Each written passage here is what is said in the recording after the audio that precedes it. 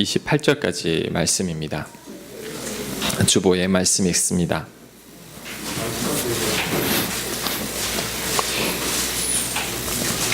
창세기 25장 21절에서 28절까지 말씀인데 먼저 21절부터 우리 23절까지 말씀 제가 봉독합니다. 이삭이 그의 아내가 임신하지 못함으로 그를 위하여 여호와께 간구하매 여호와께서 그의 간구를 들으셨으므로 그의 아내 리브가가 임신하였더니 그 아들들이 그의 태 속에서 서로 싸우는지라 그가 이르되 이럴 경우에는 내가 어찌할꼬 하고 가서 여호와께 묻자온대 여호와께서 그에게 이르시되 두 국민이 내 태중에 있구나 두 민족이 내 복중에서부터 나누이리라 이 족속이 저 족속보다 강하겠고 큰 자가 어린 자를 섬기리라 하셨더라. 아멘. 자, 오늘 어린이 주일입니다. 그래서 오늘은 특별히 우리가 양육한 자녀들을 통해서 나를 한번 살펴보고 그 다음에 내 자녀들을 살펴보기를 원합니다. 우리 모두는 결혼하고 자녀를 낳으면 갑자기 부모가 됩니다. 그러다 보니 미성숙한 채로 부모가 되게 때문이죠. 저도 준비 없이 부모가 되었습니다. 그래서 어떻게 자녀를 양육해야 되는지를 잘 모릅니다. 우리 모두는. 그럼 어떻게 자녀를 키우게 될까요? 내가 커온 대로 자녀를 키우게 됩니다. 우리 부모님이 나를 길러온 대로 나도 내 자녀를 키우게 되는 거죠. 보고 배운 게 그것밖에 없기 때문입니다. 자, 그런데 만약에 우리 부모님이 나를 이제 바르게 양육하지 못했다면 어떻게 될까요? 우리 또한 우리 자녀들을 바르게 양육하지 않을 가능성이 큽니다. 왜? 우리가 보고 배운 게 그것밖에 없기 때문이죠. 그래서 많은 문제가 생기는 겁니다. 자녀와 부모님들이 많은 갈등을 겪게 되는 거죠. 자, 그렇다고 우리 부모님을 원망할 수도 없습니다. 왜냐하면 우리 부모님들도 우리를 처음 키워보는 겁니다. 특히 우리 부모님들은 우리보다 더 어렸을 때 결혼을 하신 분들이잖아요. 우리들이야 좀 늦고 좀 늦게 철이 들어서 결혼할 수도 있지만 우리 부모님 세대는 10대 때, 우리 할머니 할아버지는 10대 때 결혼을 하셨거든요. 그리고 우리보다 더 힘들게 산 세대들입니다. 그러다 보니 자녀를 키우면서 실수를 많이 하게 됐고 본의 아니게 상처를 많이 주게 되는 거죠. 그 상처들이 때로는 그 자녀들에게 또 물러가서 우리들에게까지 대물림이 되는 겁니다. 그래서 오늘은 우리가 자녀를 양육하면서 범하기 쉬운 세 가지 실수에 대해서 한번 살펴보도록 하겠습니다. 그리고 그 실수를 통해서 내 자녀를 바르게 보는 눈, 그리고 나를 바르게 보는 눈을 뜨는 저와 여러분들 되시길 바랍니다. 자, 첫 번째, 우리가 자녀를 양육하면서 범하기 쉬운 실수가 뭐냐면 타고난 기질을 인정하지 않는다라는 거죠. 오늘 성경의 본문에 나오지만 에사와 야곱은 뱃속에서부터 완전히 다른 사람입니다.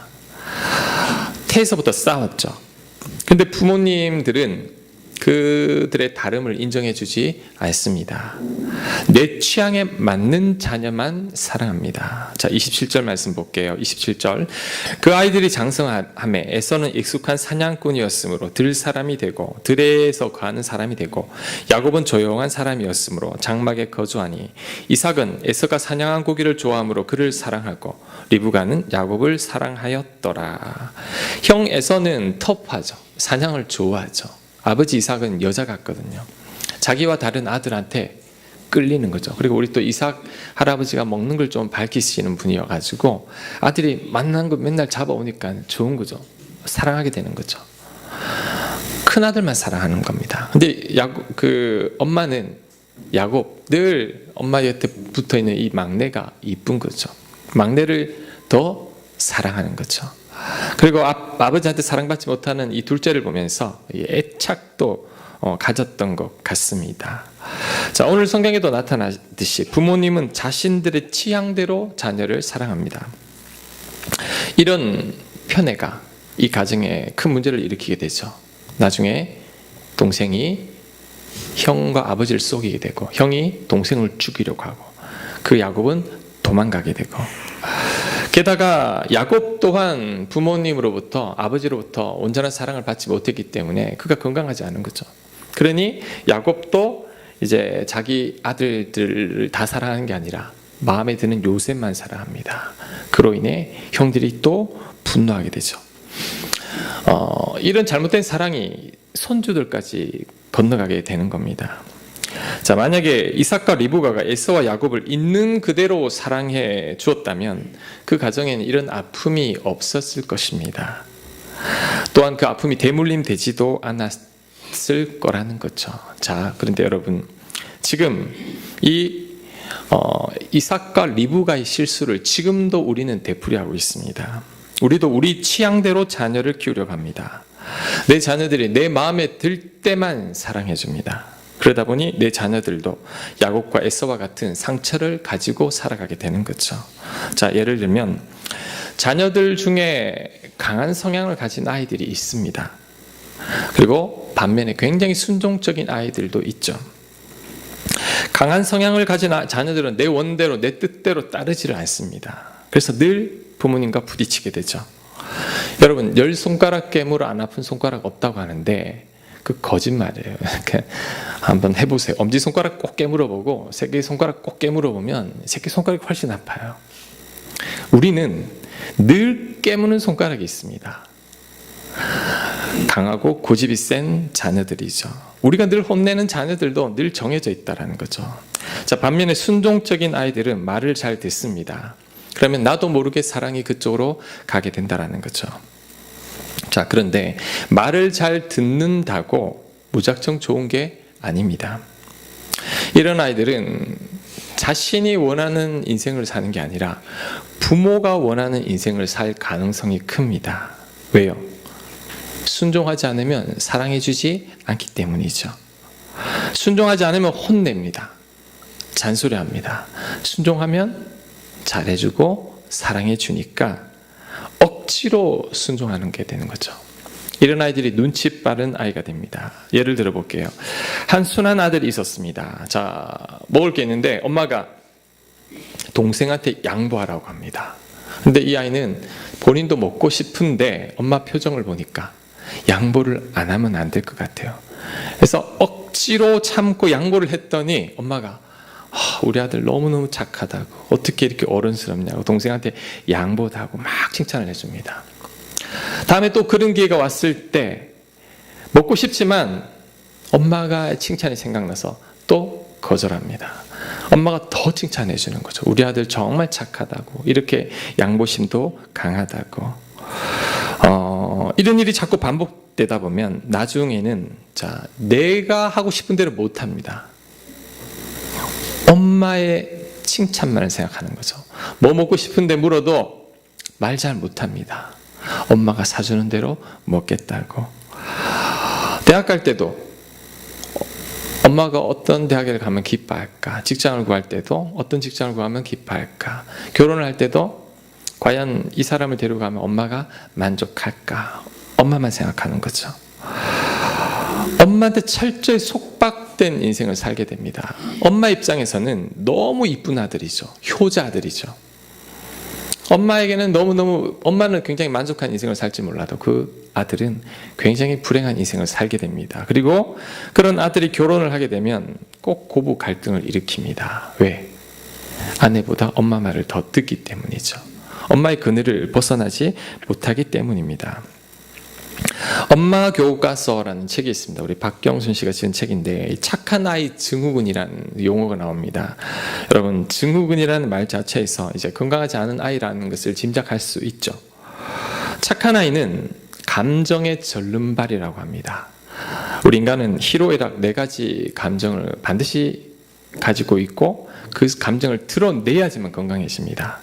기쁠 땐 기뻐하고, 노여할 땐 노여할 줄도 알고, 슬퍼할 땐 슬퍼할 줄도 알고, 즐거워할 땐 즐거워할 줄도 알아야 하는데, 이 감정의 절름발이 아이들은 내 감정을 제대로 표현하지 못하는 거죠.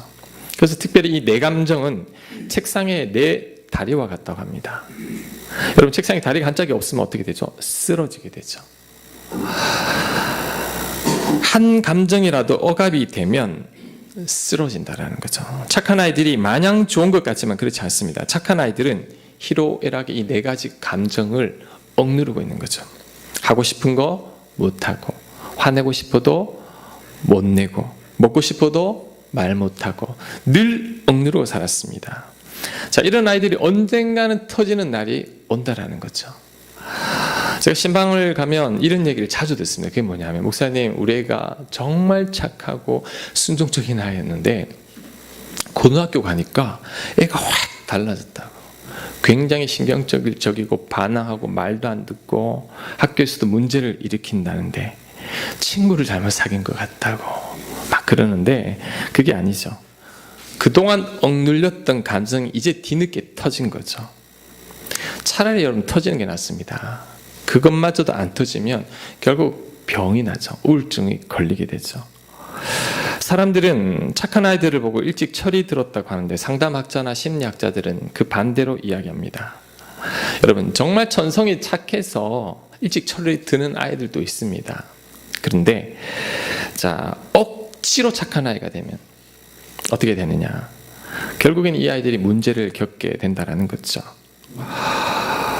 많은 경우의 아이들이, 착한 아이들이 부모님 때문에 억지로 착한 아이가 되는 경우가 많다고 합니다. 그래서 학자들은 이렇게 말합니다. 일찍 철이 든다는 것은 부모에게만 좋을 뿐 아이들에게 좋은 것은 한 가지도 없다라는 거죠. 한 개도 없다고 합니다. 아이들에게는. 어린아이들을 상담하기 위해서는 이런 아이들, 억지로 철이 들고 착한 아이들은 이런 상담하기 위해서는 심리적 고아라고 합니다. 심리적 고아. 그게 뭐냐? 실제 엄마는 있지만 내가 원하는 엄마는 존재하지 않는다라는 거죠. 그래서 심리적으로는 고아나 마찬가지라고 합니다. 여러분, 아이는 아이일 뿐이죠. 아이가 철들면 안 됩니다. 아이는 욕심을 내는 게 정상이죠. 아이는 이기적인 게 정상이고, 아이는 동생한테 먹을 거 안 뺏기려는 게 정상이라는 거죠. 그런데 우리들은 그 아이들을 내 마음대로 하려고 합니다. 내 성향대로, 내 취향대로, 내 뜻대로 조정하려고 하죠. 내 뜻대로 안 따라주면 강압적으로라도 끌고 오게 하는 겁니다. 야곱과 에서가 다르듯이 우리 아이들도 다릅니다. 그들만의 성향이 있고 개성이 있죠. 그것을 존중해 주어야 합니다. 자신의 감정을 마음껏 표현하도록 해 주어야 한다는 거죠. 그럴 때 우리 자녀들이 가장 건강한 자녀들이 된다고 합니다. 여러분, 자녀들 중에 마음에 안 드는 부분이 있습니까? 그걸 존중해 줘야 합니다. 나와 다를 뿐이지 그게 이상한 게 아니거든요. 그것이 그 아이의 기질이죠. 야곱을 에서로 만들려고 하면 안 됩니다. 야곱한테 나가서 사냥하라고 해서도 안 되고, 에서한테 집안에만 있으라고 해서도 안 됩니다. 왜? 그들은 타고날 때부터 다른 성향을 가졌기 때문이죠. 내 마음에 드는 자녀들로 만들려고 하면 내 자녀들은 결국 문제를 일으키게 된다는 거죠. 내 자녀의 기질대로 크도록 도와줘야 합니다. 그들의 감정을 존중해 줘야 돼요. 그들이 슬퍼할 땐 슬퍼하게 하고 노여워할 땐 노여하게 해야지만 그들이 건강한 내 다리를 가지고 지탱해 내는 거죠. 그럴 때 내 자녀들이 가장 행복하게 자란다고 합니다. 두 번째, 자녀를 양육하면서 범하기 쉬운 실수는 훈계한다고 하면서 우리 자녀들을 낙심케 하는 것입니다. 야곱의 아들들이 나중에 아버지께 분노하죠. 그래서 어떻게 했죠? 요셉을 죽이려고 하잖아요. 그러다가 팔아버립니다. 아버지에 대한 분노가 있는 거죠. 성경에 이런 얘기가 또 있습니다. 우리 다윗 아들 암논이 이복 동생 압살롬의 여동생에게 몹쓸 짓을 하죠. 그때 아버지가 형 암논을 제대로 혼을 내야 됩니다. 그런데 혼내지 않죠. 그랬더니 압살롬이 여동생 오빠인 압살롬이 아버지 앞에 분노합니다. 노여워하게 되죠. 그래서 결국 이 압살롬이 반란을 일으켜 아버지를 죽이려고 하고, 그로 말미암아 이스라엘이 그의 두 쪽이 나게 됩니다. 여러분, 에베소서 6장 4절 말씀은 이렇게 이야기합니다. 우리 같이 한번 읽겠습니다. 시작. 또 아비들아, 너희 자녀를 노엽게 하지 말고 오직 주의 교훈과 훈계로 양육하라. 주의 교훈과 훈계로 양육하되 노엽게 하면 안 된다라는 거죠. 자녀들이 부모 앞에 절대 분노하게 하면 안 됩니다. 자녀가 아버지 때문에, 엄마 때문에 분노하게 만들면 안 된다라는 거죠. 압살롬은 분노했습니다. 다윗은 암논이 죄를 저질렀을 때 주의 교훈과 훈계로 제대로 혼을 냈으면 집안에 절대 그런 풍파가 생기지 않았을 텐데 그는 아무 말도 못했죠. 자기가 지은 죄가 있었기 때문인데 그로 인해 압살롬의 분노가 커진 거죠. 골로새서 3장 21절 말씀, 아비들아 너희 자녀를 노엽게 하지 말라 할지니 낙심할까 함이라. 노엽게 하면 자녀들이 낙심합니다. 그러면 그 자녀들이 불행한 인생을 살게 되죠. 자, 여러분 저를 한번 보세요. 우리 아동 심리학자들이 이렇게 말합니다. 3세 이전에는 아이들을 절대 훈계하지 말라고 합니다. 아주 버릇 없어도 그냥 놔두라는 거죠. 무례한 아이로 키워도 괜찮다고 합니다. 3세 이전에는 지가 세상 최고인 줄 알도록 그렇게 만들라는 거죠. 왜? 3세 이전에 그 무례함과 그 버릇 없음이 일평생 높은 자존감으로 남는다고 합니다. 자신감 넘치는 아이가 된다는 거죠. 그래서 평생을 지탱해주는 밑거름이 된다고 합니다. 자, 그런데 3살 이전부터 아주 엄하게 키우고 버릇 잡겠다고 매를 가하게 되면 자녀가 상처를 받게 되죠.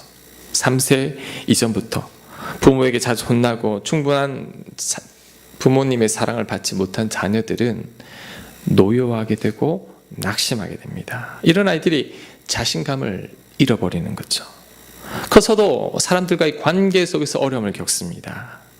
그리고 상처도 잘 받아요. 왜? 사람들 말에 상처를 잘 받습니다. 내가 나를 버텨내지를 못하는 거죠. 또한 그 반대로 부모님에 대한 노여움 때문에 굉장히 공격적인 아이들이 되기도 한다고 합니다.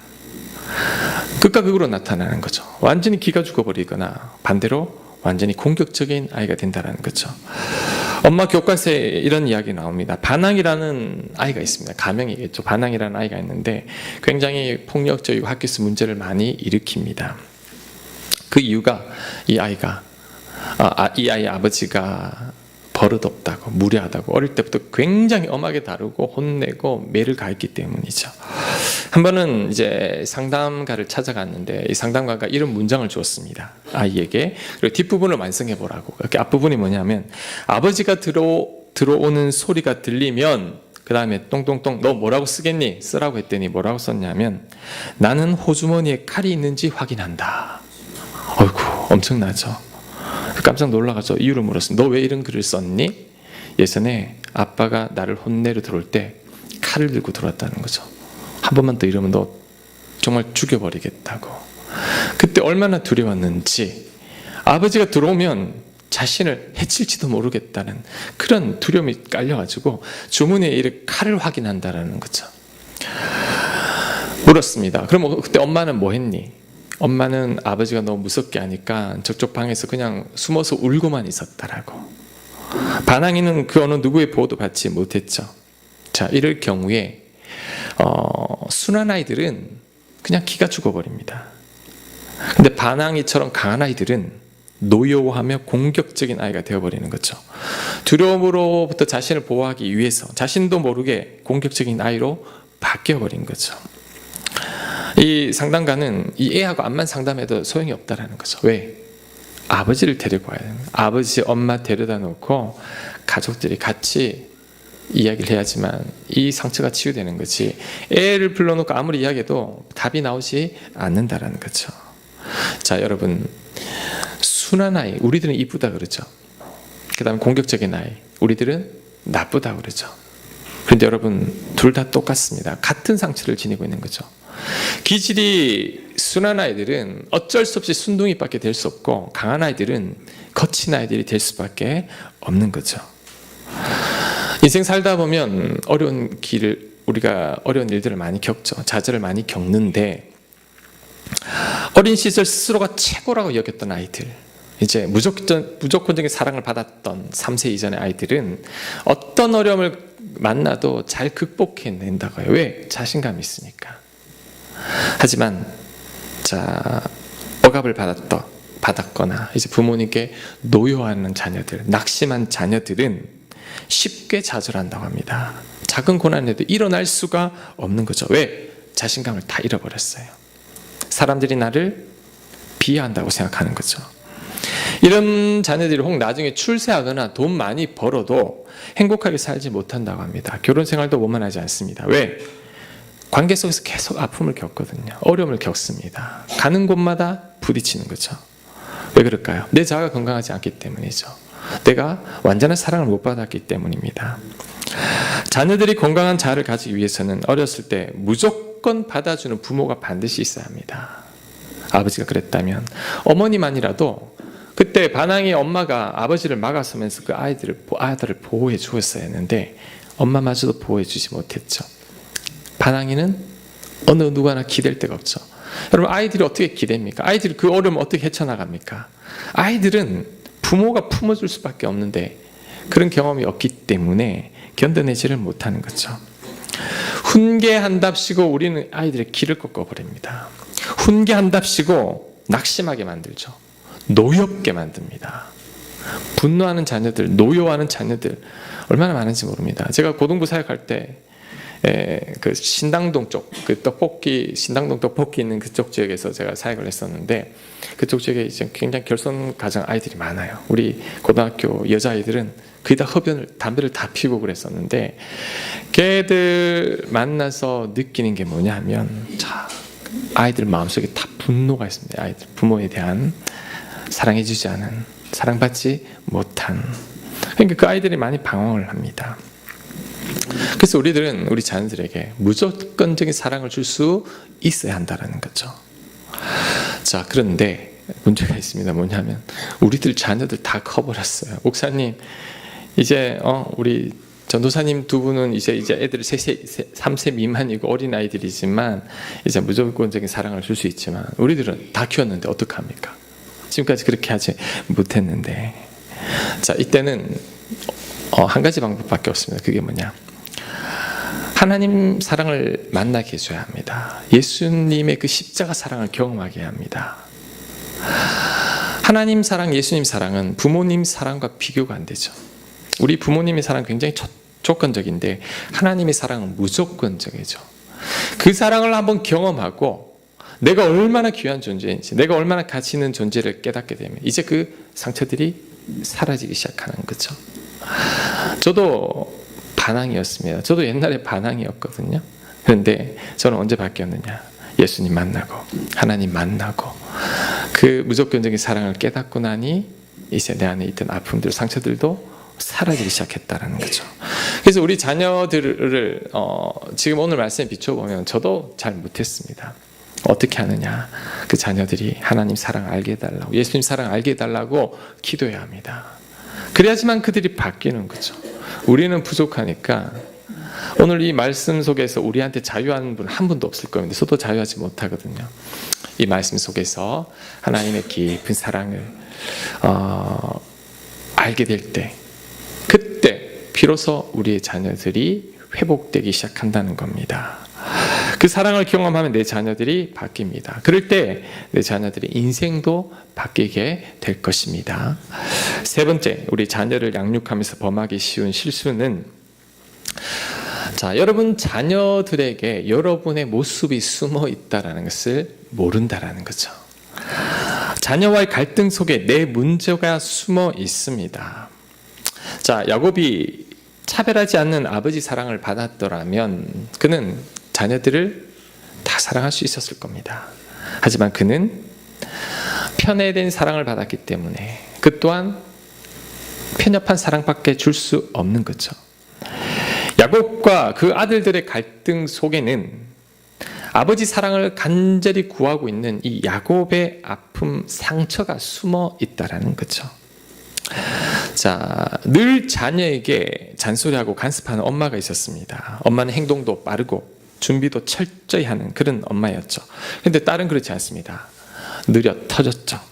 늘 일을 미루죠. 깔끔하게 하는 것도 없고 공부도 안 합니다. 그래서 엄마는 늘 혼내고 늘 잔소리를 합니다. 악착같이 공부를 시키고 가히 선생님을 붙여놨지만 그 딸은 엄마의 기대를 따라하지 못하는 거죠. 그래서 엄마가 너무너무 화가 나고 답답하고 혼내지 않으려고 하는데도 또 혼내게 되고 화내지 않으려고 또 화내게 되고, 딸은 딸대로 지쳐서 이 딸이 나중에 청소년 정도가 되어버리더니 갑자기 우울증에 빠진 거죠. 학교도 안 가고 우울증에 빠져서 꼼짝을 못합니다. 그래서 이 자녀를 데리고 의사 선생님을 찾아갔는데 의사 선생님과 계속해서 상담하고 이야기하는 가운데 그 어머니가 깨닫게 된 건 다른 문제가 없다라는 거죠. 문제는 엄마에게 있었습니다. 왜요? 자, 그 엄마는 어릴 때 고생을 많이 했습니다. 일찍 아버지를 여위고 동생들밖에 없고 엄마도 일하시고 가정을 엄마를 돌보고 동생들을 돌보고 일하며 공부해야 됐던 거죠. 정말 악착같이 살았습니다. 그래서 이제 어느 정도 성공하고 결혼을 하게 되었는데 이제 딸을 낳고 나니까 그 딸을 볼 때 어릴 때 내 모습이 보이는 거죠. 내 딸은 절대 고생하게 하면 안 되겠다. 그래서 딸이 고생하지 않도록 철저히 교육을 하는 거죠. 공부도 시키고 이것도 해야 되고 저것도 해야 되고 악착같이 이 딸을 돌보는 거죠. 딸을 그냥 들들 볶는 거죠.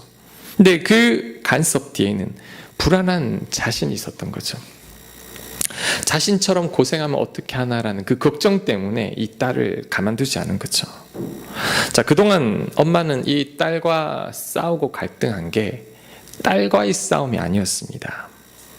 딸 속에 숨어있는 고생한 자신과의 싸움이었죠. 엄마는 그동안 어린 시절 자신과 계속해서 싸웠던 거죠. 자, 그것을 깨닫고 난 후 이제부터는 그 딸에 대한 간섭이 멈추었고 그 딸도 엄마와 화해하게 되었고 이제 그 딸도 이 우울증에서 회복되었다고 합니다. 여러분, 억눌려 자란 분들은 반항하는 자녀들을 보면 못 참습니다. 왜? 나는 참고 삼았는데 네가 감히 날 대들어? 그 다툼에는 어릴 적 반항하지 못한 자신과의 싸움이 숨어 있는 거죠. 공부해라 계속 공부하라는 잔소리만 하고 공부만 말하는 부모는 어릴 때 공부하고 싶었지만 못했기 때문입니다. 내가 못했으니 너라도 좀 하라는 거죠. 공부하지 못한 자신과의 싸움인 거죠. 늘 당하고만 살았던 분들은 옛날에 당했던 나의 모습이 보이기 때문이죠. 고생하며 자란 분들은 느린 자녀들을 보면 참지 못하죠. 왜? 너도 나처럼 고생하면 어떻게 될까라는 염려 때문이죠. 자, 어떤 여자분은 이유 없이 둘째를 그렇게 미워하는 거예요. 왜 이렇게 미워하냐 그랬더니 이 둘째가 이 바람 피운 남편하고 똑같이 생겼기 때문에 그냥 미운 거예요. 이유 없이. 둘째가 잘못한 게 아니죠. 본인이 그 상처를 극복하지 못한 거죠. 보통 이런 자녀의 갈등을 이야기해보면 자녀의 문제로 치부해버립니다. 그런데 그렇지 않죠. 자녀의 문제가 아니라 내 문제죠. 그래서 나와 내 자녀가 갈등하는 것입니다. 여러분, 자녀는 부모의 거울이라고 하죠. 자세히 들여다보면 나의 부끄러운 모습을 다 가지고 있습니다. 나의 치부가 자녀 안에 숨어 있는 거죠. 내 자녀가 문제가 아니라 내 자녀 안에 숨어있는 어린 시절 내가 문제인 거죠. 그 나를 발견해야 합니다. 그럴 때 나와 내 자녀의 갈등이 사라지기 시작합니다. 자, 그리고 그것을 깨달을 때, 자, 여러분, 그때 성숙이 일어납니다. 내가 성숙해지기 시작합니다. 하나님은 부족한 내 자녀를 통해 나의 모습을 보게 하고 나를 빚어가십니다. 하나님은 자녀와의 갈등을 통해 나를 재련하고 있는 거죠. 자식이 원수다, 무자식이 상팔자다 그러는데, 자, 그게 아니죠. 자식이 문제가 아니라 어린 시절 상처 입은 내가 완전히 치유받지 못했기 때문에 자식이 그렇게 보이는 것뿐입니다. 배우자도 마찬가지죠. 왜 자꾸 나와 부딪히냐면, 자, 그 배우자 속에 내 모습이 숨어 있기 때문이죠. 여러분, 상처받은 사람들끼리 끌립니다. 만나게 되고 혹시나 하는 마음으로 만났지만 역시나 상처가 더 커지는 거죠. 배우자로 인해. 그래서 갈등하게 되고 힘들어하게 되는 거죠. 자, 그런데 배우자를 통해, 내 자녀를 통해 내 모습을 보는 눈을 떠야 됩니다. 아, 나에게 이런 약점이 있었구나, 나에게 이런 상처가 있었구나. 그것을 깨달을 때 비로소 치유가 일어나고 내가 성숙되어지기 시작합니다. 그런데 보통은 그렇지 않죠. 내 배우자 때문에 이렇게 됐다고, 내 자녀 때문에 내가 너무 속상하다고. 근데 하나님의 사람들은 깊이 기도하며 말씀을 대하다 보면 그 모든 문제와 갈등 속에, 아하, 나에게 이런 아픔이 있었구나, 나에게 이런 상처가 있었구나, 깨닫게 됩니다. 내가 깨달으면 됩니다. 다른 사람에게 문제가 있는 게 아닙니다. 나의 아픔을 보고 나를 깨닫게 될 때 그때 놀라운 기적이 일어납니다. 너 자신을 알라. 여러분 이게 얼마나 명언인 줄 압니까? 여러분 잘 모릅니다. 저도 저를 알게 된 게 얼마 되지 않았습니다. 내가 나를 바로 알 때, 내가 얼마나 형편없는 사람인가를 알 때, 그리고 예수님 외에는 소망이 없다는 것을 알게 될 때, 그때 우리 인생이 바뀌기 시작되는 거죠. 하나님은 내 자녀를 통해, 내 배우자를 통해 나를 거룩한 하나님의 백성으로 만들어 가십니다. 그러니 내 자녀들, 내 배우자는 나를 위한 스승이죠. 그들을 통해 내가 하나님의 사람으로 바뀌어가는 거죠. 여러분 어린이날 또 어린이 주일 다 키웠지만 지금이라도 늦지 않았습니다. 그 자녀들을 통해 내 모습을 보고 혹 그들을 노유없게 했다면 지금부터라도 그렇게 하지 말아야 합니다. 그리고 그 자녀들이 예수님과 하나님의 그 큰 사랑을 만나게 해달라고 기도할 때 그때 자녀들도 회복되고 나도 회복되고 우리들의 가정도 회복될 줄로 믿습니다. 아멘. 자, 우리 오늘 말씀